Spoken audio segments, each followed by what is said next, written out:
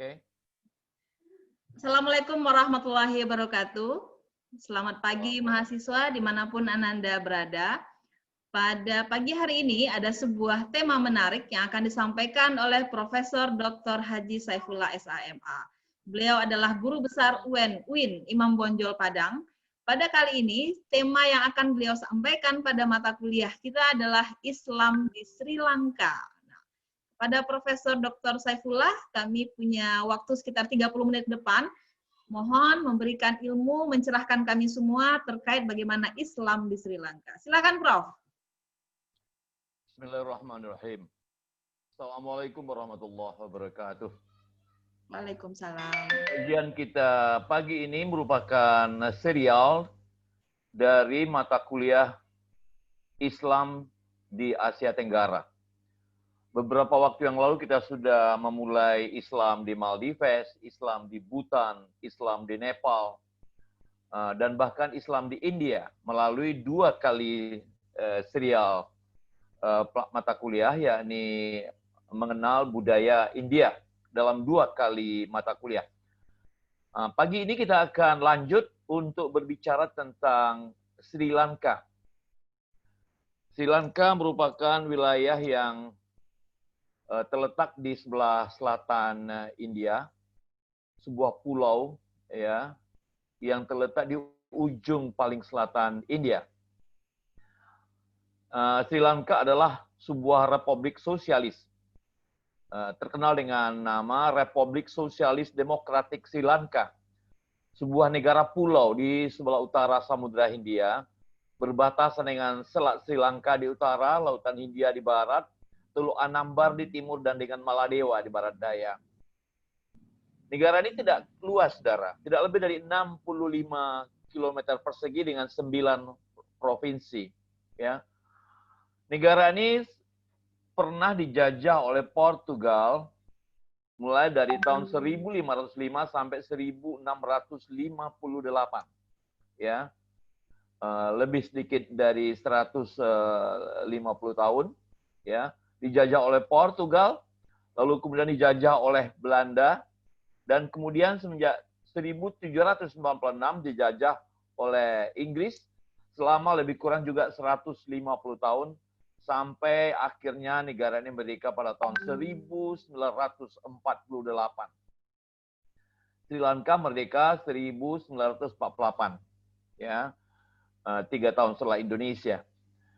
Hingga 1972, Sri Lanka dikenal dengan nama Ceylon. Jadi kalau orang-orang tua kita, generasi sebelum kita, mengenal Sri Lanka dengan nama Ceylon. Ya. Ibu kota Sri Lanka yang baru semenjak 1982 adalah Sri Jayawardena Pura Kotte. Sri Jayawardena Kotte. Ya, yang merupakan kota satelit dari kota Colombo. Jadi saya ulang sekali lagi, nama lama negara ini adalah Ceylon, ibu kota lamanya adalah Colombo. Sedangkan negara baru namanya Sri Lanka dengan ibu kotanya adalah juga ibu kota baru, Jayawardena Kotte. Ini dia, saudara, ya, peta Sri Lanka, ya.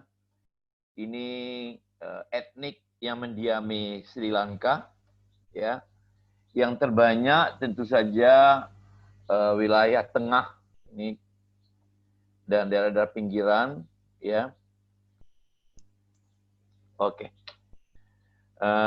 Ini untuk ilustrasi saja, saudara. Kita mulai dengan Masjid Jami'ul Alfar Colombo. Masjid Jami'ul Alfar Colombo. Yang menarik dari masjid ini adalah warnanya. Alhamdulillah, saudara, saya sudah kemana-mana. Saya sudah melihat, menyaksikan aneka masjid di mana-mana. Ada persamaan, tapi juga ada tidak kurang perbedaan. Yang spesifik dari Masjid Jami'ul Alfar Colombo adalah warnanya, warna merah, dan tidak seluruhnya berwarna merah, tapi belang-belang seperti ini. Ini saya kira yang spesifik, yang unik, yang beda daripada mana-mana masjid. Kalau masjid lain biasanya warnanya mungkin putih, ya, warna-warna lembut, dan tidak ada yang warna-warni seperti ini. Tapi Masjid Jamiul Al-Fard saya kira spesifik, ya. Ini lagi-lagi membuktikan bagaimana warna-warni masjid ini, ya. Oke. Kita jemput kembali nama Sri Lanka. Nama Sri Lanka berasal dari kata Lanka. Lanka. Lanka Dipa. Dari bahasa Sanskerta yang berarti tanah bersinar. Ya, Lanka bersinar, Dipa tanah, ya. Sama juga seperti Sumatera pernah disebut dengan Suwarna Dwipa.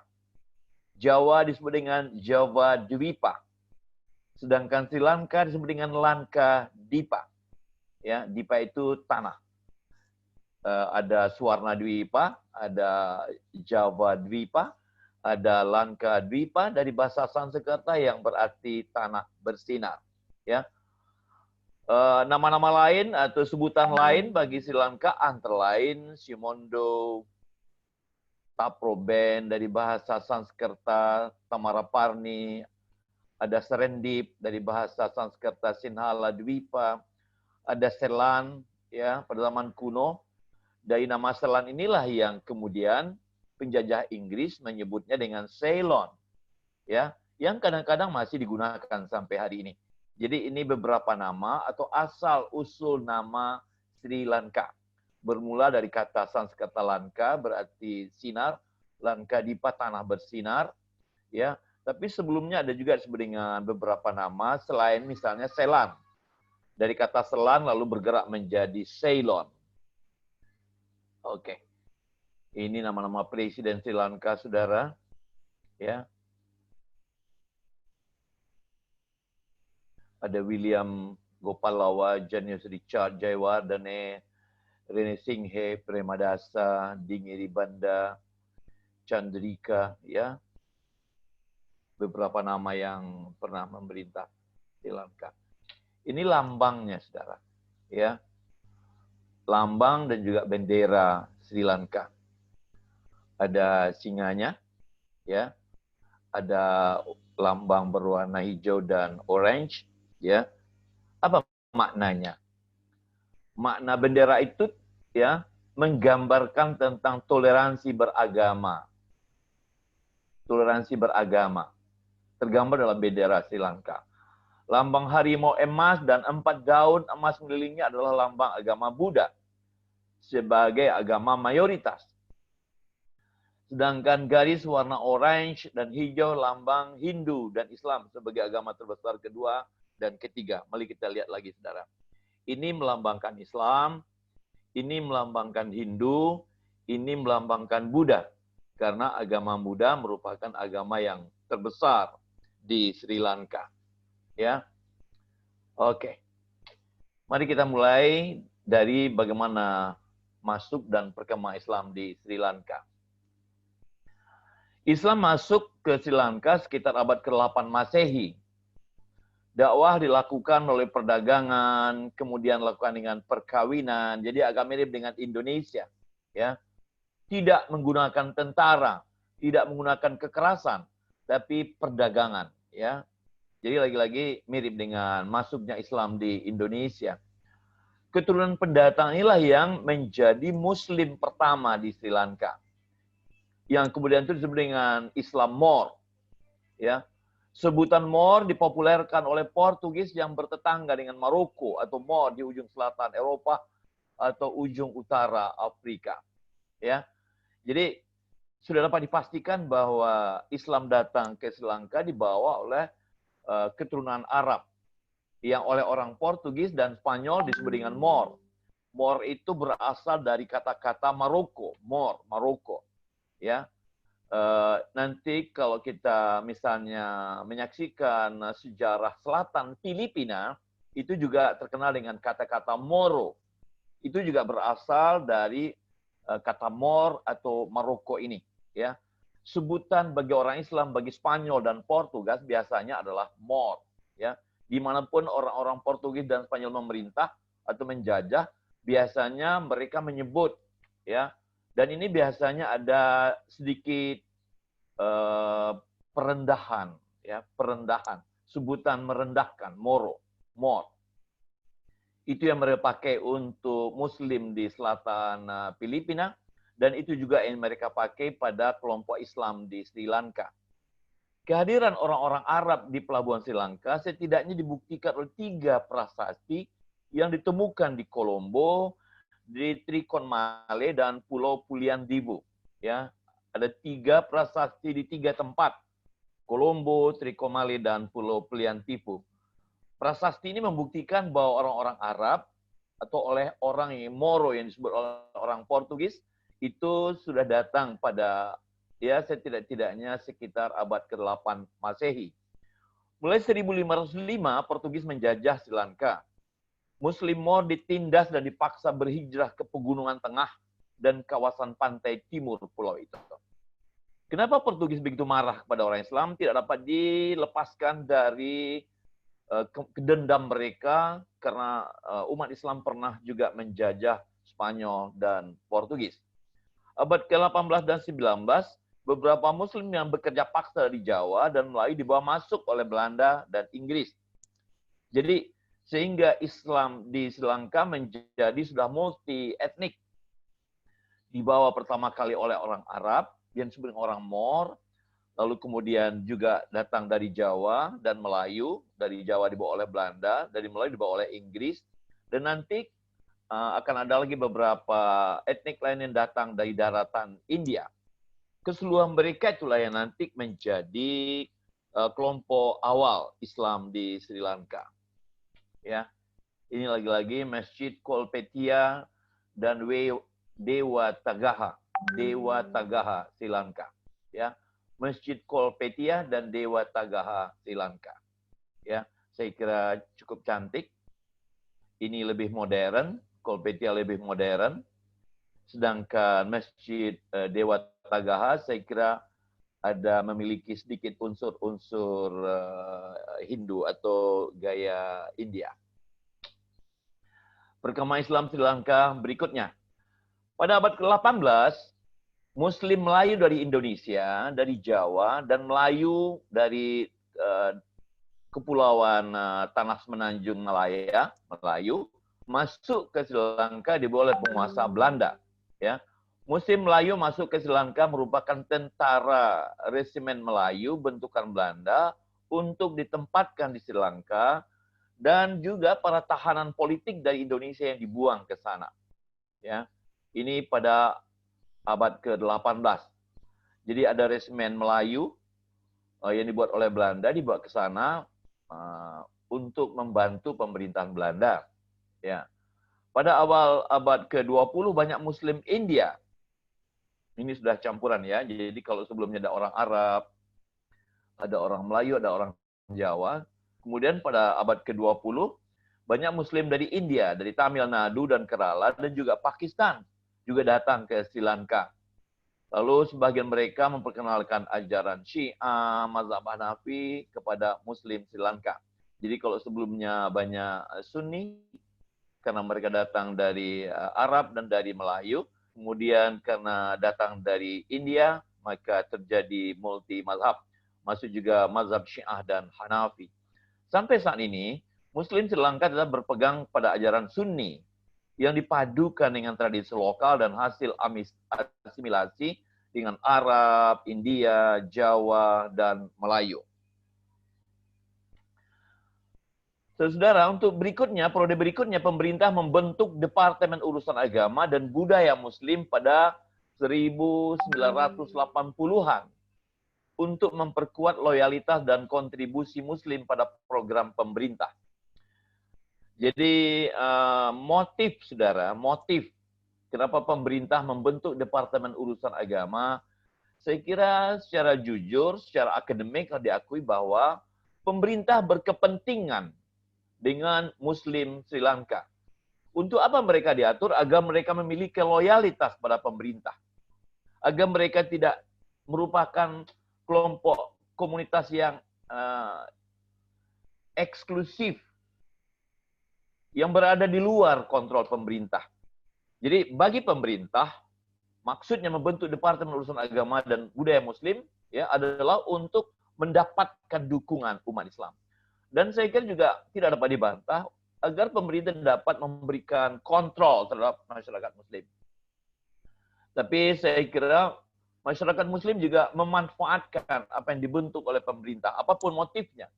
Mereka juga merasa mendapat pengakuan, yang pertama pengakuan, yang kedua mendapat tempat ya di kalangan masyarakat Sri Lanka. Menurut sensus 2011, 70% lebih atau hampir 71% orang Sri Lanka adalah beragama Buddha. Alirannya Theravada, ya, Buddha Theravada. 12,5% beragama Hindu. 9,7% beragama Muslim, utamanya Sunni. Jadi 70%, 12,5%, dan hampir 10% orang Sri Lanka beragama Islam. 7,4% beragama Kristen. Dari 7,4 itu 6,1 Katolik dan 1,3 Kristen Protestan. Inilah sebaran keagamaan ya di Sri Lanka. 71% Buddha, 12,5% Hindu, 9,5% Muslim, dan 7,5% Kristen. Dari total jumlah Muslim Sri Lanka itu ada sekitar 1,8 juta, ya. Lalu misalnya ada 53.000 dari yang ada itu adalah keturunan Jawa dan Melayu. Jadi hampir 5%, ya, tidak sampai 5%, 4,1% adalah keturunan Jawa dan Melayu. Sekitar 20.000 orang diantaranya tinggal di Kolombo. Jadi kalau begitu mereka termasuk kelompok kota, bukan termasuk penduduk desa. Oke. Ini sebuah lagi masjid, saudara, yang bergaya modern, Masjid Matara. Terletak di tepi sungai, ya. Saya kira ini masjid cukup cantik, ya. Ya, karena penduduk Muslim di Sri Lanka hampir mendekati 10%. Pengaruh Muslim Jawa dan Melayu di Sri Lanka. Masjid Jummah Wekande, salah satu masjid tertua dan terbesar di Sri Lanka yang terletak di Zlev Island, Colombo. Ya. Masjid Melayu Jummah Karunegala yang dibangun oleh kolonial Inggris untuk resimen Melayu yang ditugaskan di Sri Lanka. Ya. Jadi sudah ada masjid, ya, Masjid Jummah Wekande dan Masjid Jummah Karunegara. Ini dua merupakan pengaruh Muslim Jawa dan Melayu di Sri Lanka. Lalu ada lagi Masjid Melayu Javaland. Dari namanya saja ini sudah Jawa, saudara. Masjid Melayu Javaland. Masjid ini dibangun pada tahun 1864 oleh para pensiunan resimen Melayu asal Jawa dari iuran uang pensiunan mereka. Masya Allah. Ya. Mereka adalah resimen Melayu yang dibawa oleh orang dari Jawa oleh orang Belanda. Dan mereka sudah pensiun, sudah tua-tua, tapi mereka masih membuat sebuah masjid Melayu Javaland. 1864, ya. Salah seorang ulama Sri Lanka bernama Khatib Sabolatif, ya, itu ternyata bangsawan asal Kalimantan Barat. Khatib Sabolatif, ternyata dia bangsawan yang berasal dari Kalimantan Barat, ya, Pontianak sekarang.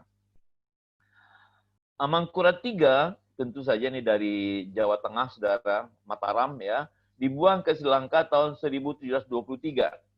Syekh Yusuf Al-Makassari, seorang ulama besar dari Makassar, dari namanya saja sudah terbaca, Syekh Yusuf Al-Makassari dibuang juga ke Sri Lanka, sebelum akhirnya dibuang secara menetap di Cape Town, Afrika Selatan, hingga akhir hayatnya. Ini 3 nama, saudara, untuk membuktikan betapa pengaruh Muslim Jawa dan Melayu di Sri Lanka. Yang pertama dari aspek masjid. Ada Masjid Jummah Wekande, ada Masjid Jummah Karunegara, ada Masjid Melayu Javaland. 3 masjid yang dibangun secara penuh oleh masyarakat Melayu, baik Melayu Jawa atau Melayu yang datang dari Tanah Semenanjung. Lalu 3 orang ulama, misalnya Khatib Sabolatif, ada Amangkurat III, ini mungkin bukan ulama, saudara, tapi bangsawan dari Mataram, Jawa Tengah. Lalu Syekh Yusuf Al-Makassari, ketiga-tiganya sama-sama dibuang ke Sri Lanka, dan ketiganya sama-sama berpengaruh untuk melahirkan, memperkuat Islam di Sri Lanka. Ini yang saya sebutkan barusan. Masjid Jumah Wekande, ya, dan Masjid Melayu Javaland, ya, 2 masjid yang dipengaruhi oleh keturunan Indonesia. Ini Wekande Jumah Mosque, dan ini Javaland, Namanya saja sudah Javaland, saudara. Saya kira itu sudah menjelaskan betapa pengaruh baik Muslim Melayu yang datang dari Tanah Semenanjung atau dari Jawa, ya. Oke. Sekarang kita akan berbicara tentang institusi dan organisasi Islam di Sri Lanka. Ternyata di seluruh Sri Lanka terdapat tidak kurang dari 5 masjid dan mushola, besar kecil, ya. Di kota Colombo saja, terdapat 24 masjid. Di kota Colombo juga terdapat 749 sekolah Islam dan 205 madrasah. Ya, kita bersyukur pada Tuhan bahwa mungkin mereka tidak sampai 10%, tapi mereka sudah bisa membangun atau mendirikan atau mengoperasikan tidak kurang dari 5.000 masjid dan mushola, besar atau kecil. Di kota Colombo saja terdapat 24 masjid dengan 749 sekolah Islam dan 205 madrasah. Di Sri Lanka juga terdapat sertifikasi halal, The All Ceylon Jami'atul Ulama, ya. Lembaga ini berdiri sejak 1924, merupakan lembaga yang bersifat independen, ya, yang tidak sekedar mengurusi kehalalan makanan dan minuman dan lain-lain sebagainya, tapi juga sudah berkembang menjadi pelayanan perbankan, pelayanan sosial, dan pendidikan. The All Ceylon Jami'atul Ulama, ya. Lalu ada sekolah, saudara, namanya Zahira College. Zahira College adalah sekolah Islam pertama yang dibangun tahun 1892. Ya, itu cukup lama juga. Oleh tokoh Muslim Sri Lanka, Abdul Aziz, ya, dan Arasi Marikar, Wabchi Marikar, dengan bantuan dana dari pengusaha Ahmed Rabi Pasha. Jadi ada Zahira College, ya, yang saya kira sampai sekarang masih ada. Bahkan Muslim Sri Lanka juga memiliki universitas Islam di Beruala, namanya Jami'ah Nalimia, ya. Jami'ah Nalimia itu terdapat di kota Beruala. Jadi ada sekolah menengah, Zahira College, ada university namanya Jami'ah Nalimia, lalu ada sertifikasi halal yang mungkin juga menjadi ulama semacam MUI dan POM, ya, badan sertifikasi halal kalau di Indonesia, dengan banyak sekali masjid dan mushola dan beberapa sekolah Islam, ya. Lagi-lagi kita akan menyaksikan 2 masjid lagi, Masjid Hapu Gastalawa, dan Yalaha Tene. Ini Hapu Gastalawa ini, dan ini Yalaha Tene ini. Saya kira cukup cantik bangunannya, ya. Untuk ukuran Indonesia saya kira agak mirip. Cuman ini ada pengaruh India, ya. Menara-menara kecil ini mengingatkan kita kepada arsitektur bangunan-bangunan Islam di India. Contohnya saja seperti Taj Mahal itu ada 4 menara-menara kecil seperti ini Jadi ini mengingatkan kita kepada arsitektur India, ya. Karena India di hampir semua baik istana atau makam atau kuburan itu selalu menghiasinya dengan menara-menara seperti ini. Seperti Taj Mahal adalah sebuah kuburan mausoleum tapi terdapat menara-menara di sekitarnya. Oke. Apa arti Sri Lanka bagi Indonesia? Kenapa kita penting berbicara Sri Lanka? Ya. Yang pertama karena memang letak Sri Lanka dengan Indonesia dekat. Sri Lanka merupakan negara Asia Selatan yang paling dekat ke Indonesia di samping Maldives. Karena Maldives terletak di sebelah selatan Sri Lanka. Dari segi geografi, letak atau lokasinya, Sri Lanka merupakan wilayah Asia Selatan yang paling dekat ke Indonesia. Secara khusus, ya. Jadi kalau kita dari Aceh, saudara, menyusur ke utara, maka wilayah Asia Selatan yang pertama kita temukan adalah Sri Lanka. Ya, nanti baru kita ketemu India dan seterusnya. Itu yang pertama. Yang kedua, memang Sri Lanka salah satu negara yang aktif dalam Konferensi Asia Afrika di Bandung tahun 55. John Kotelawala, ya, Perdana Menteri Sri Lanka ketiga, menyelenggarakan Konferensi Kolombo tahun 54 yang menjadi titik awal penyelenggaraan KAA di Bandung.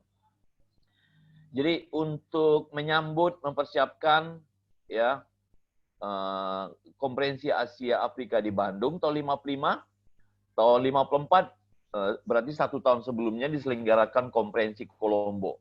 Saya kira Indonesia menjadi penggagas, pelaksana utama baik dari Konferensi Kolombo maupun apalagi Konferensi Asia Afrika di Bandung. Jadi oleh karenanya bagi kita, bagi Indonesia, Sri Lanka menjadi begitu penting. Satu. Yang kedua, ini yang agak menyedihkan, saudara. Tapi ini juga menjadi salah satu penyebab Sri Lanka menjadi begitu penting bagi Indonesia, bagi umat Islam.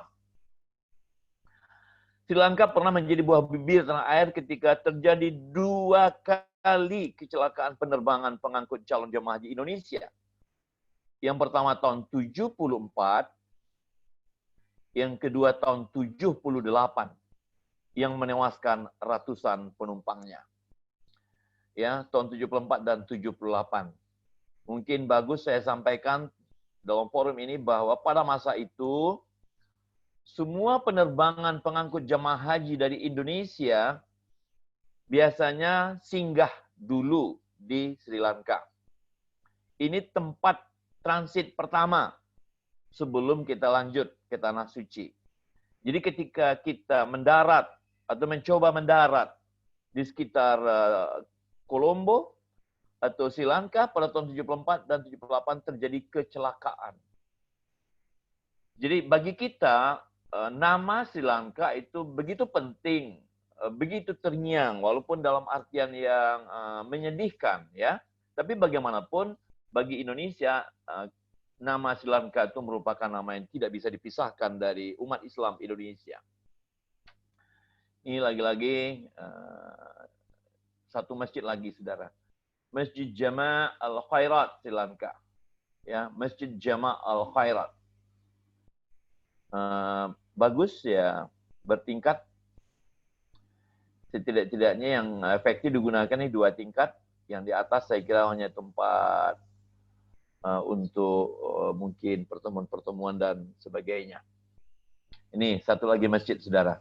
Ya, kita menyaksikan bangunannya agak sedikit bergaya lokal. Masjid Kecimala. Masjid Kecimala. Ya. Oke. Saya kira saya sudah bercerita panjang tentang Sri Lanka pada umumnya, mulai dari lokasinya, ya, sampai dengan nama Sri Lanka, pengenalan Sri Lanka, sampai kepada bagaimana asal-usul nama Sri Lanka, lalu nama-nama daftar presiden Sri Lanka, bagaimana asal mula masuk Islam di Sri Lanka, bagaimana perkembangannya, dihiasi dengan banyak sekali masjid-masjid, ya, karena memang di Sri Lanka cukup banyak masjid. Sebelum saya menutup, saudara, beberapa bulan yang lalu kita dikejutkan oleh terjadinya penyerangan oleh kelompok pribumi non-Islam terhadap kelompok Islam di Sri Lanka. Ini beberapa waktu yang lalu kita dikejutkan oleh berita itu. Saya kira kita ikut prihatin sebagai seorang Muslim, kita memiliki rasa saudara seagama dengan saudara kita Muslim di Sri Lanka, dan kita menyatakan keprihatinan yang dalam. Kita mohon kiranya pemerintah Sri Lanka melakukan toleransi yang tinggi sesuai dengan bendera yang dia sudah tampilkan tadi, bahwa di bendera ini Muslim masuk, saudara, menjadi bahagian ketiga dari agama yang diakui di Sri Lanka. Ini perlambang agama Buddha, ini perlambang agama Hindu, dan ini perlambang agama Islam, hijau. Oleh karenanya, kalau memang sudah masuk dalam konstitusi, sudah masuk dalam lambang negara, siogianya pemerintah Sri Lanka akan memelihara toleransi keagamaan antar agama-agama yang diakui sah di Sri Lanka. Kita berharap bahwa saudara-saudara Muslim kita di Sri Lanka akan mendapatkan jaminan sepenuhnya dari pemerintah Sri Lanka. Saya kira demikian pengajian kita pagi ini. Semoga dapat membawa saudara kepada pemahaman yang agak luas tentang Islam di Sri Lanka. Demikian saja. Assalamualaikum warahmatullahi wabarakatuh. Waalaikumsalam warahmatullahi wabarakatuh.